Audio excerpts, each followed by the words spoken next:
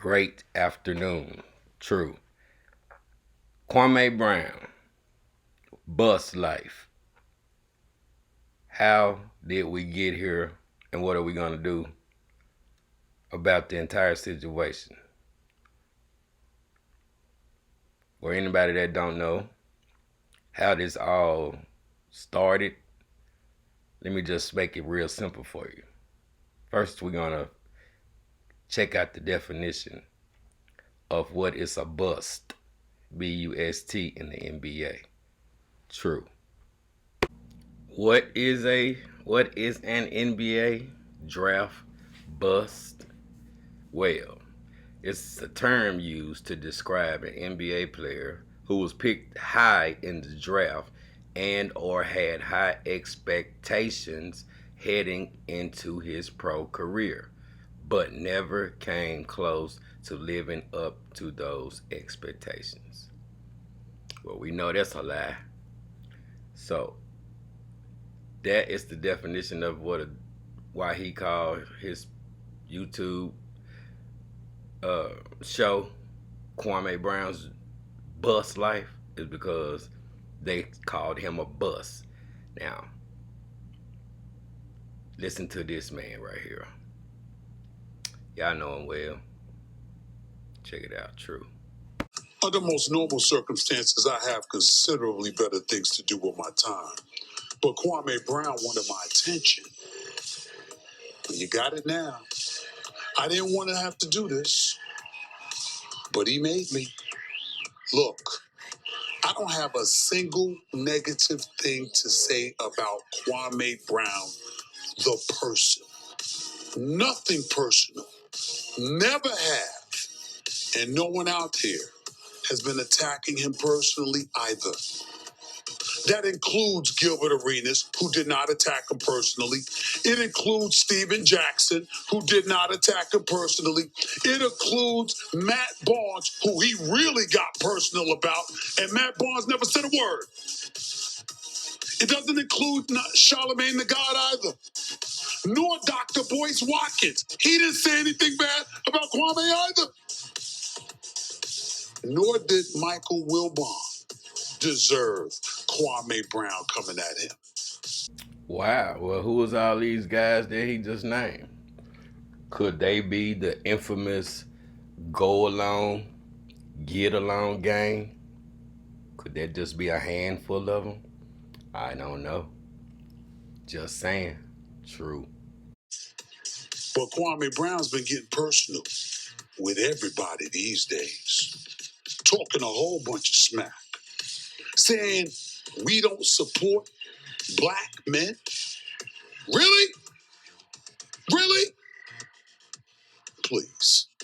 The only negative thing anybody ever said about Kwame Brown is that he couldn't play a lick of basketball. Newsflash! That wasn't a lie.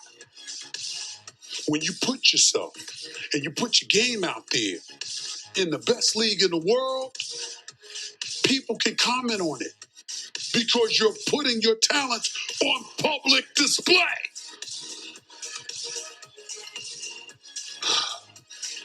Before I go any further, join me in taking a look at this man. Let's get into this, Chico. You're about to discover some things you didn't know.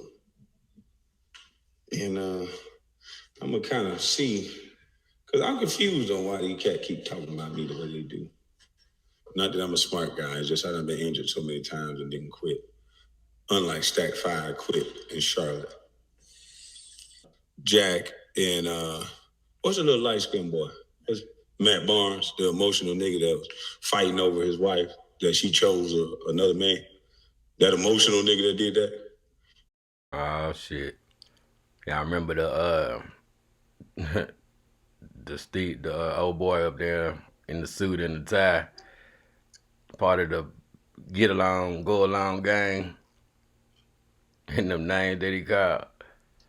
And what he said, at what point we was talking about your basketball game, at what point did we become personal? There's a difference between us talking about how well you play basketball in front of the world, and you bringing personal matters in there, in this. And I was like, nigga, you a lie. Well, I can't call you that. That would be an honor. I mean, sell out, you a lie. Yeah.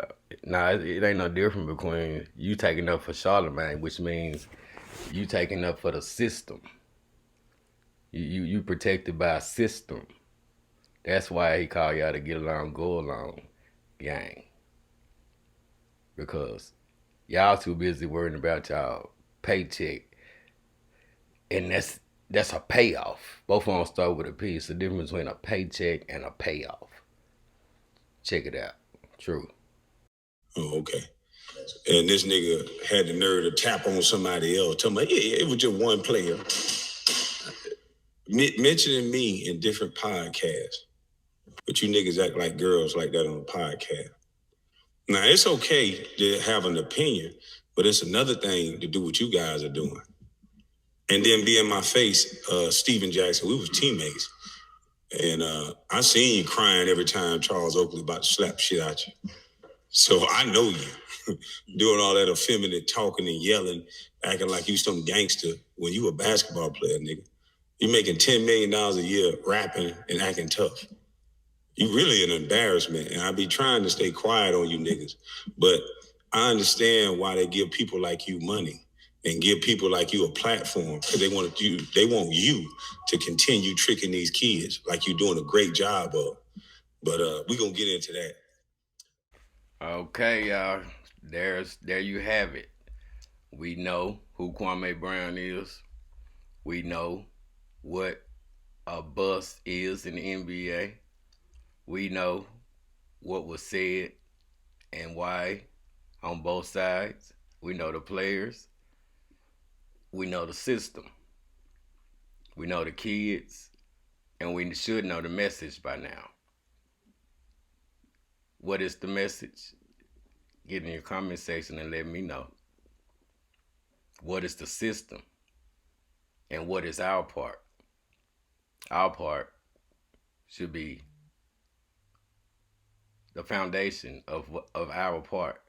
Should be as simple as the kids, the children, the brainwashing of our kids, the lack of emotion, the lost ambitions, the broken dreams. That is our part.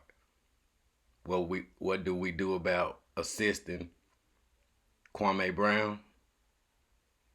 He don't need assistance for himself. The message is the kids, the women, the victims, the hate. Let's put all that energy into paying it forward for what they call Generation X. And let's turn it around. True results. Y'all stay easy.